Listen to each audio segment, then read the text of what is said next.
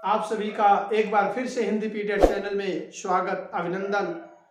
आज इस श्रृंखला में एक ऐसे बिंदु के साथ उपस्थित हुए हैं जो परीक्षाओं में प्रायः बहुत ही महत्वपूर्ण बिंदु है। इससे प्रश्न आते हैं और हम वाक्य शोधन गलत कर जाते हैं। तो इस श्रृंखला का विषय है वाक्य शोधन। वाक्य शोधन कैसे पूछा जाता है, इस विषय पर हम चर्चा करने के लिए आज उपस्थित हैं।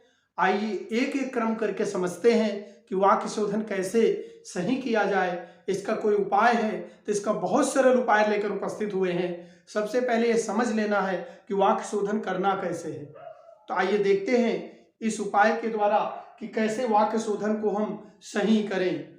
तो सबसे पहले जानिए कि वाक्य लिखते या बोलते समय जो अशुद्धियां होती हैं, लिखते या बोलते समय जो अशुद्धियां होती हैं, उसके मुख्य रूप से चार कारण हैं। पहला कारण है पद रचना संबंधी अशुद्धि। अब यह बिंदु बहुत टफ लगेगा, बहुत कठिन लगेगा, लेकिन कोई दिक्कत नहीं है, आप बड़ी ही सरलता से इसे समझ पाएंगे। दूसरा है पदबंध संबंधी अशुद्धि, तीसरा है वाक्य रचना संबंधी अशुद्धि और चौथा है शब्दार्थ संबंधी अशुद्धि। तो ये जो चार अशुद्धियां हैं, पद रचना, पदबंध, वाक्य रचना और शब्दार्थ, इसको हम जानेंगे। एक एक क्रम करके इसको हम समझेंगे कि क्यों होती हैं, कैसे होती हैं। लेकिन सबसे पहले हमें यह समझना चाहिए कि भाषा जो हम सीखते हैं, भाषा जो हम बोलते हैं, उसका सही क्रम क्या है। तो भाषा सीखने का, भाषा बोलने का सही क्रम है, सबसे पहले क्या करना चाहिए? सुनना चाहिए। सुनना, अगर हमें सुनना आ गया, हमने सही उच्चारण सुना तो हम सही लिखेंगे। सही उच्चारण सुनेंगे, हम सही लिखेंगे। जब हम जन्म लेते हैं, छोटे होते हैं, तो माता पिता के साथ होते हैं और माता पिता के शब्द हम सुनते हैं, सुनकर ही बोलना सीख जाते हैं। तो सबसे पहले हमने क्या किया? सुनना सीखा, भाषा को सुना। सुनने के बाद क्या किया? बोलना सीखा। सुनकर ही बोलते हैं, बोलना सीखा। जब बोलना सीखा तो बोलने के बाद क्या किया? जब सुनने लगे और बोलने लगे तो पढ़ने भी लगे। क्या करने लगे? पढ़ने लगे। कोई भी शब्द हमें लिखा दिख गया, उसे हम पढ़ सकते हैं। जब हम पढ़ सकते हैं तो पढ़ने के बाद उसे लिख भी सकते हैं। जब लिख सकते हैं, लिखना। इस तरह से चार आए: सुनना, बोलना, पढ़ना, लिखना। सुनना, बोलना, पढ़ना और लिखना।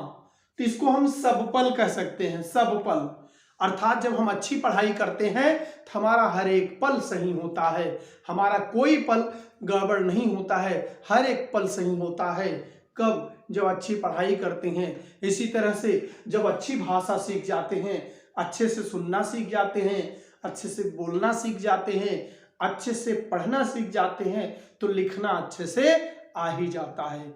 और जब ये चारों चीजें सही हैं तो वाक्य शोधन कभी गलत नहीं होगा। तो वाक्य शोधन के लिए सबसे पहले भाषा को सही सुने। जहां बोला जा रहा है सही सुने, पूरी तरह से उच्चारण सुने। क्या उच्चारण हो रहा है, कैसे हो रहा है। उच्चारण जब सुनेंगे तो सही बोल पाएंगे, और सही बोल पाएंगे तो सही पढ़ना भी हमें सीखना है। कैसे सीखना है? सही पढ़ पाएंगे। इस तरह से भाषा के चार रूप जो अभी बताए गए, पद रचना, पदबंध, वाक्य रचना, शब्दार्थ, ये चारों अशुद्धियां होती, चार प्रकार की अशुद्धियां हैं। इन्हीं चारों से अनेक भेद हैं अशुद्धियों के। जैसे पद रचना में देखिए, लिंग है, वचन है, कारक है, सर्वनाम है, क्रिया। पद रचना जब हम करते हैं तो उसमें लिंग, वचन, कारक, सर्वनाम और क्रिया सभी आते हैं। तो लिंग से आप परिचित हैं कि हिंदी में दो लिंग होते हैं, पुल्लिंग और स्त्रीलिंग। कितने लिंग होते हैं? केवल दो लिंग होते हैं, पुल्लिंग और स्त्रीलिंग। वचन कितने होते हैं? दो होते हैं, एक वचन और बहुवचन। कोई वस्तु एक है तो एक वचन। एक से जैसे अधिक हुई वैसे वो बहुवचन हो गई, एक से अधिक हुई कि बहुवचन हो गया। इसी तरह से कारक, कारक 8 हैं जो हिंदी में आप सभी कारक जानते हैं। अगर कारक का आपको लिंक चाहिए, कारक पढ़ना है, तो इसी वीडियो के डिस्क्रिप्शन बॉक्स में आपको मिल जाएगा, आप कारक अच्छे से पढ़ सकते हैं। एक वीडियो मेरा 1.5 मिनट का है जिसमें कारक के परसर्ग चिन्ह हमने परिचित कराए हैं, बहुत सरल तरीके से कराए हैं। आप 1.5 मिनट का समय निकालकर वह वीडियो जरूर देख लें, क्योंकि कारक आना चाहिए। अगर वाक्य शुद्ध करना है तो कारक आना ही चाहिए। इसी तरह से सर्वनाम, सर्वनाम आप जानते हैं, सर्वनाम शब्द ही कह रहा है कि सबका नाम, ऐसा कोई शब्द जो सबका नाम हो सके वह सर्वनाम है। सर्वनाम बहुत ही सरल है।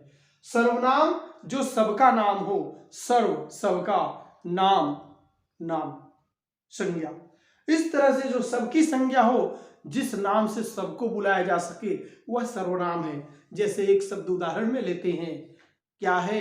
मैं। अब मैंने अपने लिए मैं कहा तो आपने भी अपने लिए मैं कहा, किसी और ने अपने लिए मैं कहा, तो मैं एक सर्वनाम शब्द है।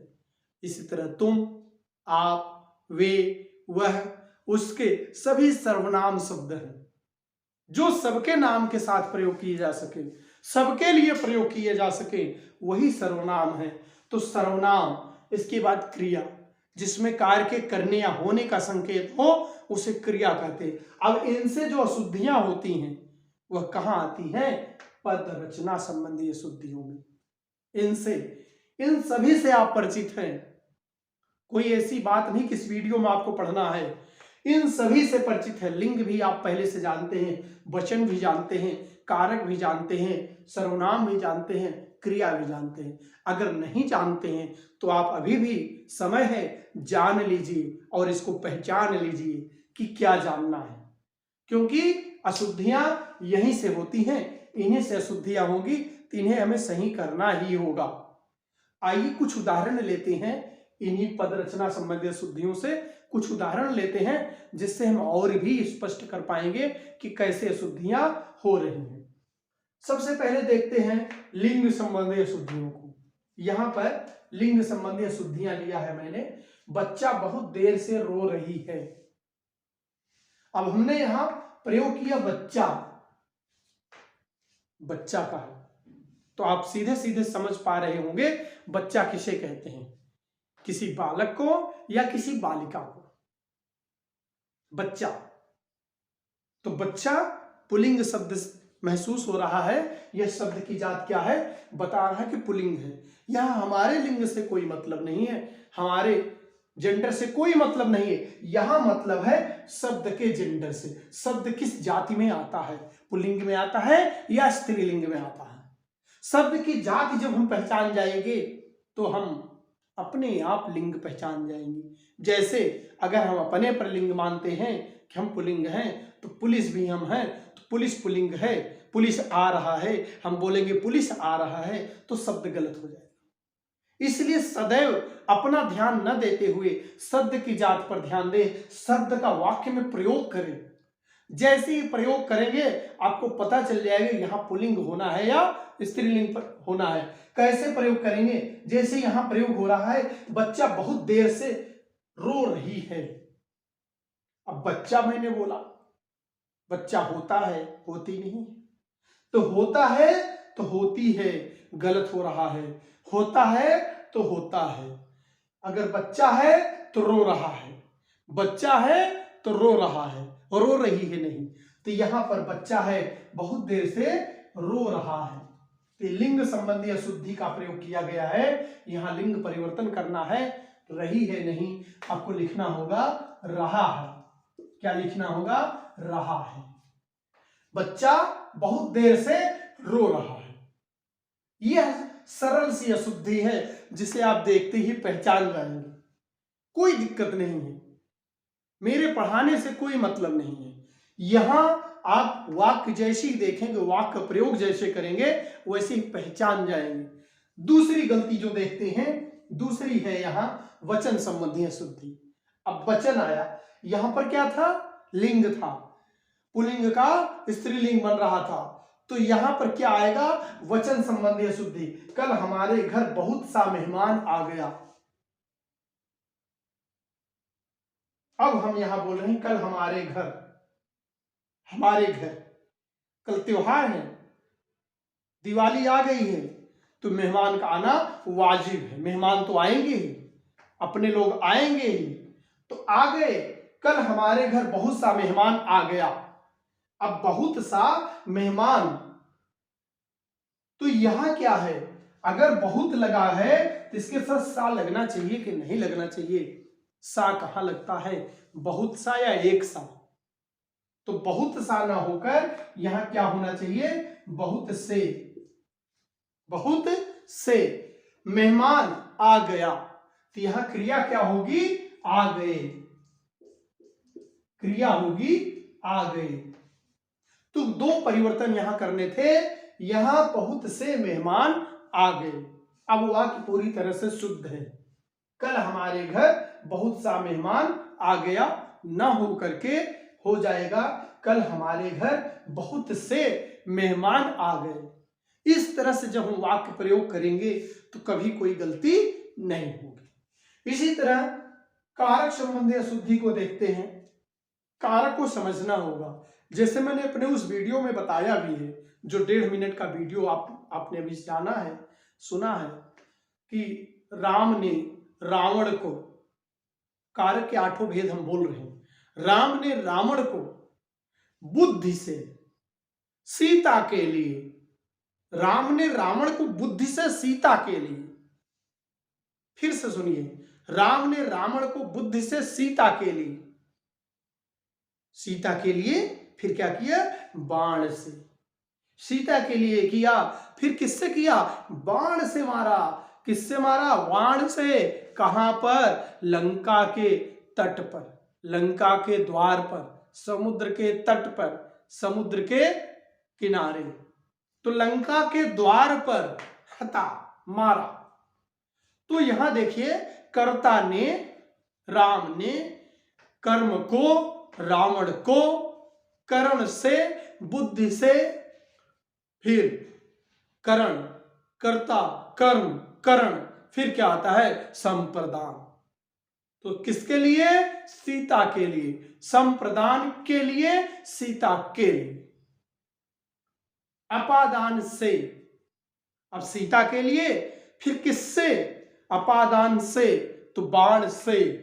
अपादान से, बाण से क्या किया, कहां, बाण से, लंका के संबंध, संबंध काकी के, तो यहां लंका के। फिर आगे क्या आता है, द्वार पर, द्वार पर, अधिकरण में पै पर, तो द्वार पर, हाय, शोक, दोख, ईर्ष्या, जलन, आदेश, निर्देश, इस तरह के जो कोई भाव आए वो संबोधन में होते हैं। तो संबोधन होने पर हता, मारा। तो इस तरह से 8 कारक आपको याद हैं। 8 कारक के बाद आप इसे ध्यान से देखें। दादाजी घर पर आए हैं,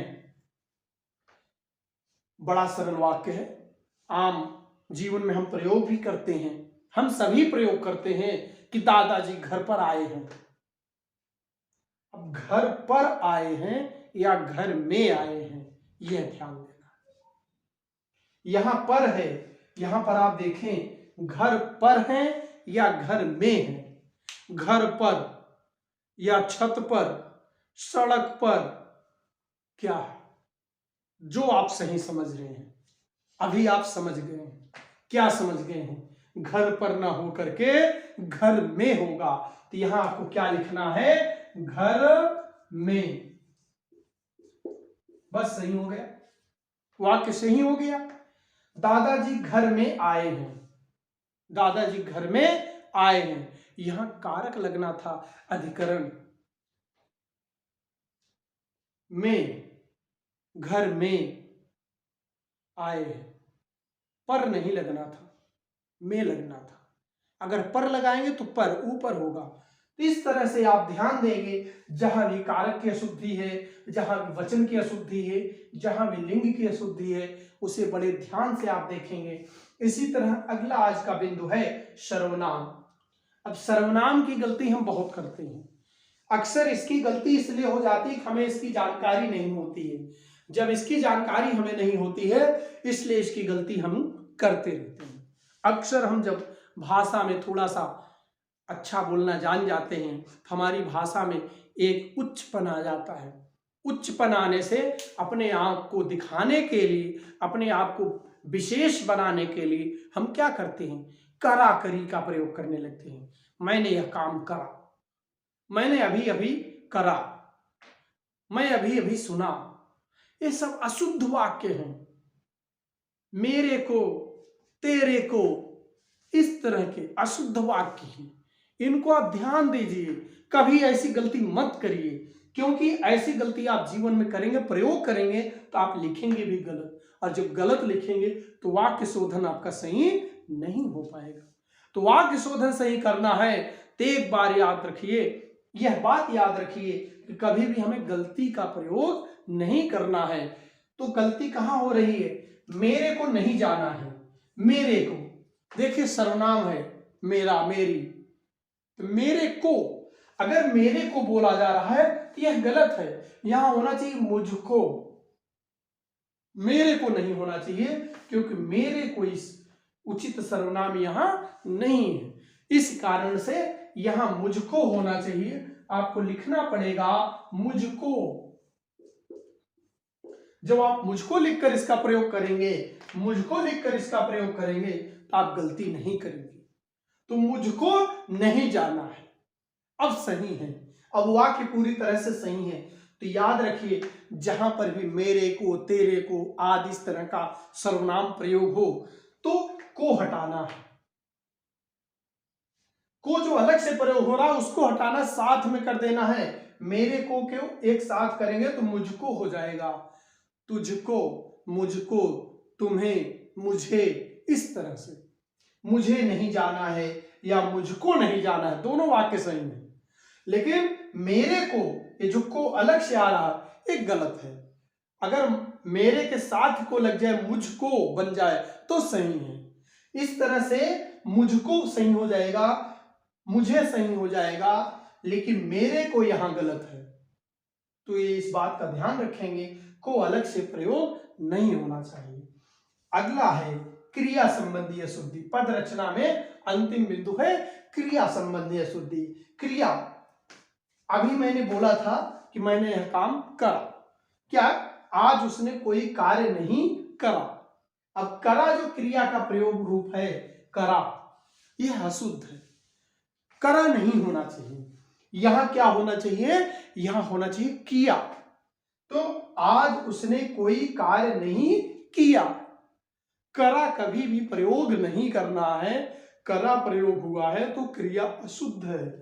इस तरह से यहां हो जाएगा किया। यह वाक्य पूरी तरह से शुद्ध है।